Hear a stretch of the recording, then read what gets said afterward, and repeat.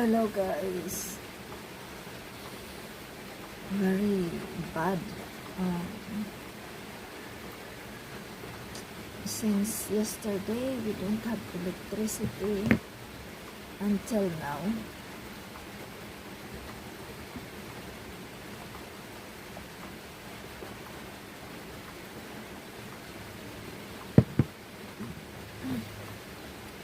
It is good that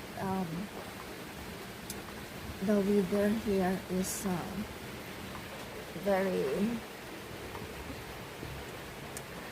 very cold. Let's check na. Wala guys wala na, defrost na yung ano ko wala. Perte naman tong electricity na to.